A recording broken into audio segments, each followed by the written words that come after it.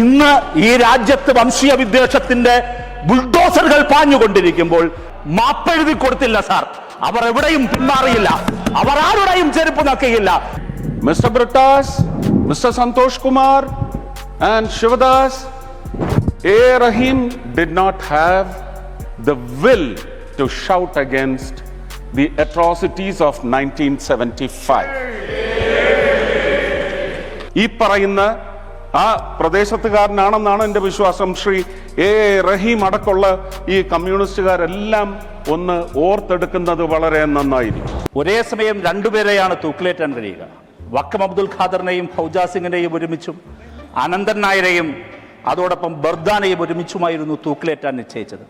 ആ കൊലക്കയറിന്റെ മുമ്പിൽ നിന്നുകൊണ്ട് വക്കം അബ്ദുൽ ഖാദർ INA ഹീറോ ബ്രിട്ടീഷുകാരോട് പറഞ്ഞു, നിങ്ങൾ ഈ ലിസ്റ്റ് ഒന്ന് തിരുത്തി എഴുതണം, എന്നെയും എന്റെ ചങ്ങാതി അനന്തൻ നായരെയും ഒരുമിച്ച് തൂക്കിലേറ്റണം.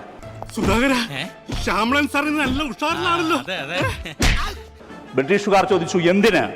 അദ്ദേഹം ഉത്തരം പറഞ്ഞു, ഞാൻ മുസ്ലിം, അനന്തൻ നായർ ഹിന്ദു. ബ്രിട്ടീഷ് വിരുദ്ധ പോരാട്ടത്തിന്റെ ഈ ബലിത്തറയിൽ ഒരു ഹിന്ദുവും മുസൽമാനും ഒരുമിച്ച് നിങ്ങൾക്കു നേരെ ശിരസ്സു നീട്ടി തന്നുവെന്ന് നാളെയുടെ ചരിത്രം എഴുതട്ടെ. സാർ, ബ്രിട്ടീഷുകാർ തിരുത്തി എഴുതി അനന്തൻ നായർ എന്ന ഹിന്ദുവിനെയും വക്കം അബ്ദുൽ ഖാദർ എന്ന മുസ്ലിമിനെയും ഒരുമിച്ച് തൂക്കിലേറ്റി. സാർ, കുറിച്യർ ബ്രിട്ടീഷുകാർക്കെതിരെ പൊരുതി. എനിക്കൊന്നും മനസ്സിലാവുന്നില്ലല്ലോ.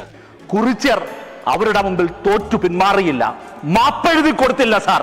അവർ എവിടെയും പിന്മാറിയില്ല, അവർ ആരുടെയും ചെരുപ്പ് നക്കുകയില്ല. കുറിച്യരും കുഞ്ഞാലിമരക്കാരും വക്കം അബ്ദുൽ ഖാദറും അനന്തൻ നായരും അങ്ങനെ ഇന്ത്യയുടെ സ്വാതന്ത്ര്യ സമര പോരാട്ടത്തിന്റെ ബലിത്തറയിൽ മലയാളികൾ തീർത്തത് ധീരതയുടെ പോരാട്ടത്തിന്റെ ചരിത്രമാണ് സാർ. എന്നിട്ട് ഇന്ന് ഈ രാജ്യത്ത് വംശീയ വിദ്വേഷത്തിന്റെ ബുൾഡോസറുകൾ പാഞ്ഞുകൊണ്ടിരിക്കുമ്പോൾ ജാതിയുടെ, മതത്തിന്റെ, വംശീയതയുടെ, ഭാഷയുടെ, വസ്ത്രത്തിന്റെ പേരിൽ മനുഷ്യർ വിഭജിക്കാൻ ശ്രമിച്ചുകൊണ്ടിരിക്കുമ്പോൾ ഞങ്ങൾ നിങ്ങളെ ശ്രീനാരായണ ഗുരുവിനെ ഓർമ്മപ്പെടുത്തുന്നു. ജാതിഭേദം, മതദ്വേഷം ഏതുമില്ലാതെ സർവരും സോദരത്തേനെ വാഴുന്ന മാതൃകാസ്ഥാനമാണിത് കേരളം. കേരളം, ആ കേരളം ഈ രാജ്യത്തിന് നൽകുന്ന സന്ദേശം അത് സമത്വത്തിൻ്റെതാണ്, സമഭാവനതയുടേതാണ്, ധീരതയുടേതാണ്, ചെറുത്തുനിൽപ്പിൻ്റെതാണ്. നന്ദി സാർ. ഭയങ്കരം തന്നെ. അപ്പൊ തന്നെ PWD നമ്മളെ വിളിച്ചിട്ട് ഒരു അവാർഡ് തന്നു. The deliberations started off with a very poetic note, quoting a very great Malayalam poet, Vallathu. The lines are beautiful and emotional. Every little child in the state knows these lines. But it was very wrongly, and if you need to expunge this term that I use, I definitely will respect your decision. The way it was devilishly retrapped into a certain wily intent. The reference, if you politically try to do an autopsy on it, Vallathol was not born or did not write these lines when the 1975 emergency was declared and hundreds of thousands of Indians were tortured alive. അതല്ല ഉദ്ദേശം, മാറി. And I'm annoyed why the communist members in the parliament did not want to yell against that member who talked about torture being attributed to protesters outside the state.